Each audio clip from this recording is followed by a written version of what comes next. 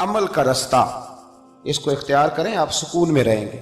بد عمل آدمی اور بے عمل آدمی یہ ہمیشہ پریشان رہتے ہیں۔ ہمیشہ عمل کریں، توبہ کریں تو پھر بدل جائیں، پھر تبدیلی آئے۔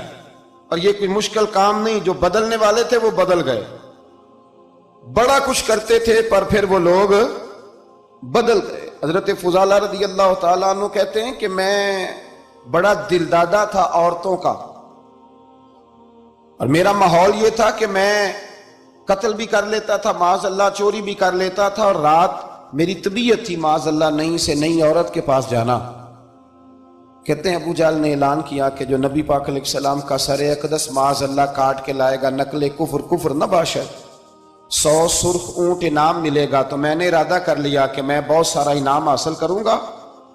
قرآن مجید میں نا اللہ فرماتا ہے کہ بہت سارے لوگ ایسے ہیں جنہیں اگر میں رزق میں کشادگی دے دوں، زیادہ پیسے دے دوں، فرمایا باغی ہو جائیں، وہ سرکش ہو جائیں۔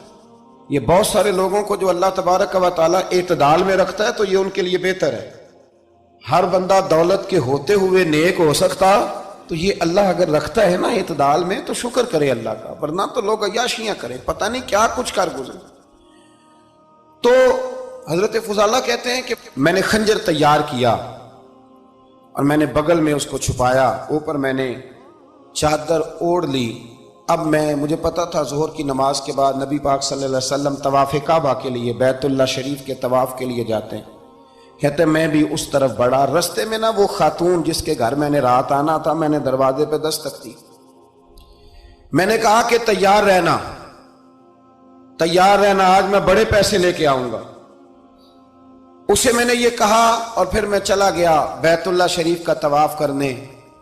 کہتے ہیں اللہ کے محبوب بھی طواف کر رہے تھے تو میں نے بھی طواف شروع کر دیا۔ ارادہ یہ تھا کہ جہاں نبی پاک علیہ السلام میرے قریب سے گزریں گے تو موقع پا کر میں حضور کے جسم اقدس پر خنجر کھونپ دوں گا اور معاذ اللہ شہید کر دوں گا۔ کہتے ہیں حضور ایک دفعہ بھی میرے پاس سے گزرے تو میں ہمت نہ کر سکا، دوسری دفعہ بھی پاس سے گزرے تو میں ہمت نہ کر سکا، تیسری دفعہ بھی گزرے تو میں ہمت، نبی کریم صلی اللہ علیہ وسلم 2-3 دفعہ گزرے تو فرماتے ہیں کہ مجھے موقع نہ ملا، اس لیے کہ حضور فرماتے ہیں اللہ نے روب کے ساتھ میری مدد فرمائی، دشمن پر میرا روب طاری ہو جاتا ہے۔ فرماتے ہیں جب چکر پورے ہو گئے تو محبوب کریم نہ چھٹے چکر پہ فرمانے لگے فضالہ چکر ایک رہ گیا ہے، بے خبر ہو جو غلاموں سے وہ آقا کیا ہے، ایک پھیرا رہ گیا ہے۔ کہتے ہیں طواف مکمل ہو گیا تو محبوب میرے قریب آئے، فرمایا وہ کام کرتے کیوں نہیں جس کے لیے آئے تھے؟ میں نے عرض کی یا رسول اللہ کون سا کام، کیسا کام؟ اندر تو چور تھا نا، بانج فقیروں کسے نہیں ماریا اے ہوئی چور اندر دا، اندر چور تھا نا۔ کہتے ہیں حضور نے مجھے کندھے سے پکڑ کے ہلایا، فرمایا کرتے کیوں نہیں؟ جب حضور نے ہلایا تو وہ خنجر بھی پیروں میں گرا اور میں بھی رسول اللہ کے پیروں میں گر گیا۔ میں نے کہا حضور مجھے کلمہ پڑھا دیں۔ کہتے ہیں حضور نے پہلے میرے دل پہ دست مبارک پھیرا، پھر میرے نبی نے مجھے کلمہ پڑھا دیا۔ اب نا مرید ہونے والا کہتا ہے کہ جی آہستہ آہستہ میں ٹھیک ہو جاؤں گا۔ اب وہ آہستہ آہستہ کا کیا ترجمہ ہے یہ بالکل سمجھ نہیں آتی۔ بھئی کسی بندے سے 5 لاکھ روپیہ لینا ہے تو اس سے وہ کہتا ہے جی میں آہستہ آہستہ دوں گا، 500 روپیہ دے دیا کروں گا روز کا، تو کہتے ہیں میری رقم خراب ہوتی ہے، پورے دو۔ اور نیکی کی بات جب آتی ہے تو کہتے ہیں حضرت صاحب دین اتنا سخت نہیں ہے، میں آہستہ آہستہ ٹھیک ہو جاؤں گا۔ اب میں مغرب عشاء پڑھنی شروع کر دیا میں نے، اب میں تسبیح لے لی ہے، کل میں نے بھی آہستہ آہستہ میں ٹھیک ہو جاؤں۔ یعنی رقم لینی ہو تو وہ آہستہ آہستہ قبول نہیں ہے، لیکن اور مکان کی رجسٹری اگر کرانی ہو تو مالک مکان کہے گے آہستہ آہستہ کرا لو، کہتے ہیں پیسے پورے دیے، سویرے چل اور بیان دے۔ یہ کیا بات ہوئی؟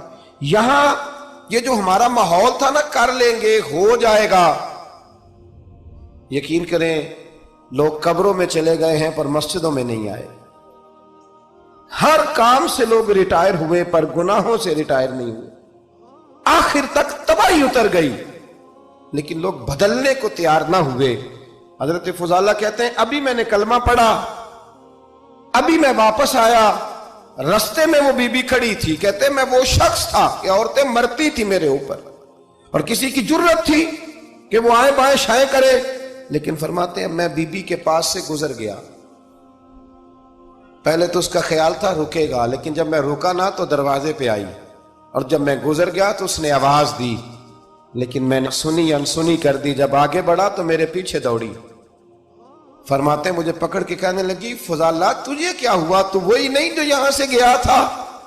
آپ فرماتے میں کبھی نہیں رویا تھا، میں کبھی نہیں رویا تھا۔ اور جب کہا نا تو وہی نہیں، کہتے میں نے سر اٹھایا تو میری آنکھوں میں آنسو تھے۔ میں نے کہا میں جو گیا تھا وہ نہیں ہوں، اب تو میں محمد عربی کا غلام بن گیا، اب میں وہ نہیں ہوں۔ اب نہیں ہو سکتا کہ کوئی میری نظر میلی ہو جائے، یہ کیسے ممکن؟ اب نا اسلام کی تعریف ہم نے یہ کی ہے کہ خبردار کوئی ہمارے قریب نہ آئے، ہم کسی کو بات نہیں کرنے دیتے کہ ہم مسلمان ہیں، ہم بات نہیں کرنے دیتے۔ پتہ کیا بات ہے، ایک میری یہ تقریر ہوتی ہے ممبر پہ، اور ایک میرا عمل ہوتا ہے جب میں سفر کرتا ہوں، جب میں گاڑی میں بیٹھتا ہوں، جب میں دوستوں سے ملتا ہوں۔ جب ان دونوں باتوں میں تضاد آتا ہے نا، تضاد، تو لوگ تقریر کو جذبات نہیں کہتے، ایک فن بن جاتی ہے تقریر۔ آپ کو پتہ ہے نا واعظین نعت خواں کہتے ہیں میں نے محفل لوٹ لی، پھر لوگ شمار کرتے ہیں کتنے لوگوں نے سبحان اللہ کہی، پھر لوگ شمار کرتے ہیں کہ آج 5 بندے روئے بھی تھے جب میں تقریر کر رہا تھا۔ تو پھر یہ فن ہے، یہ جذبات کا اظہار۔ سمجھ لیں بات کو کہ عمل جب آپ نہیں نہ کرتے عمل، تو آپ خود بڑے بے چین رہتے ہیں کہ یار یہ میں کیا کر رہا ہوں، یہ کون سا گورکھ دھندا ہے کہ میرا عمل صفر ہوتا جا رہا ہے۔ ہمارے ایک استاد تھے تو وہ فرمایا کرتے تھے کہ اگر پڑھے لکھے آدمی کو تم بے عمل دیکھو تو اس سے دور ہٹ جایا کرو، ورنہ تمہیں بھی بے عمل کر دے گا۔ میں نے ان سے عرض کی، میں نے کہا حضور یہ کیا ہے؟ تو فرمانے لگے اپنے حضرت صاحب سے پوچھنا، وضاحت کریں گے۔ میں نے حضرت صاحب سے کہا جی عجیب بات کر دی ہے، علم والے بندے کے پاس بیٹھ کے تو علم آتا ہے۔ تو وہ فرما رہے تھے کہ علم والے بندے کے پاس اگر وہ بے عمل ہو تو بالکل نہ بیٹھنا۔ تو حضرت صاحب فرمانے لگے انہوں نے صحیح کہا ہے۔ اب بات بہت بڑی ہے، پتہ نہیں آپ کی سمجھ میں آتی ہے نہیں آتی، بہرحال کر دیتا ہوں۔ پڑھا لکھا بندہ اگر بے عمل ہو تو اس کے پاس، تو میں نے کہا حضور کیوں؟ فرمانے لگے اس لیے کہ وہ اپنی بے عملی پر بھی دلائل دے گا، وہ بے عملی پر بھی دلیلیں قائم کرے گا کہ یہ وجہ ہے تو اس لیے میں ایسے کر رہا ہوں۔ تو چونکہ وہ بے عمل ہے اور ہے پڑھا لکھا، نبی کریم صلی اللہ علیہ وسلم کے غلام نہ پل بھر میں بدل جاتے تھے۔ اور اللہ تعالیٰ بھی نا بڑے موقع دیتا ہے ہمیں، بڑے موقع۔ حضور نے فرمایا جس نے ایمان اور احتساب کی نیت سے روزے رکھے وہ نئی زندگی کا آغاز کرے، اس لیے کہ اللہ نے اس کے پچھلے سارے گناہ معاف فرما دیے۔ میرے نبی کریم علیہ السلام نے فرمایا جو شخص بیمار ہو گیا، مریض ہو گیا، اور نسائی شریف میں فرمایا کہ 3 دن تک بستر پہ رہا اور اس نے شکوہ نہ کیا اللہ کا، اور جب وہ شفا یاب ہو کے بستر سے اٹھا ہے نا، تب اللہ نے اس کے پچھلے سارے گناہ معاف فرما دیے۔ اور فرمایا جو حج کرنے گیا، حج کر کے واپس آیا، اللہ کے حبیب فرماتے ہیں یوں سمجھے کہ میں آج ہی ماں کے پیٹ سے پیدا ہوا۔ بڑے موقع اللہ نے دیے، بڑے موقع، بڑے سارے موقع عطا فرمائے کہ میں تیرے پچھلے گناہ معاف کر دوں گا، تو بھی تو نئی زندگی کا آغاز کرنا، تو بھی تو شروع کرنا نئے سرے سے، تو بھی تو بدل کے آنا، تو بھی تو اپنے اندر تبدیلی پیدا کرنا۔ حضرت عبداللہ ابن مسعود فرماتے ہیں تمہیں پتہ چلے اذان کا ثواب کتنا، تم قرآن اندازی کرو، کب کرنی ہے، کون پڑھے گا اذان، کون یہ آگے بڑھ کے کام کرے گا؟ بھئی جو قرآن اندازی حدیث میں ہے وہ کب ہوگی؟ یہ تو قرآن اندازی شروع ہو گئی اور ہو رہی ہے، اب تو لوگ جہیز دینے لگے ہیں قرآن اندازی کر کے، یہ ماحول بن گیا۔ دین عمل کرنے کے لیے آیا، جو حکم میرے نبی پاک کے غلاموں کو ملا انہوں نے عمل کر کے دکھایا، انہوں نے عمل کر کے دکھایا، وہ عمل کے میدان کے لوگ تھے۔ حضرت ابوبکر صدیق سے زیادہ روایات مروی نہیں ہیں، اگر ڈھونڈنے نکلو گے تو زیادہ قول نہیں ملیں گے ان کے۔ حضرت عمر فاروق کے زیادہ اقوال، زیادہ ارشادات آپ کو نہیں ملیں گے۔ حضرت سیدنا عثمان غنی کی زیادہ باتیں آپ کو نہیں ملیں گی، ان کا عمل ملے گا، ان کا کردار ملے گا، ان کا لہجہ ملے گا، زندگی گزارنے میں کیا طریقہ اختیار کیا وہ آپ کو ملے گا۔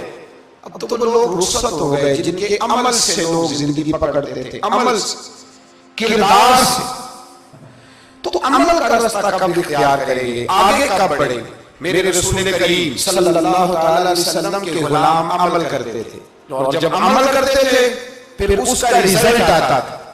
یاد رکھنا ریزلٹ نیتوں کا آتا ہے, ارادوں کا آتا ہے, عمل کا آتا ہے. گفتگو کا ریزلٹ آپ بڑا اچھا سبق سنا لیں تو پیپر نہ دیں تو پاس ہوں گے کہ فیل؟ آپ تو کہہ رہے تھے وہ مجھے سارا ہی آتا تھا. تو عمل آپ کرتے ہیں تو عمل پر نتیجہ ہوتا ہے, عمل پر.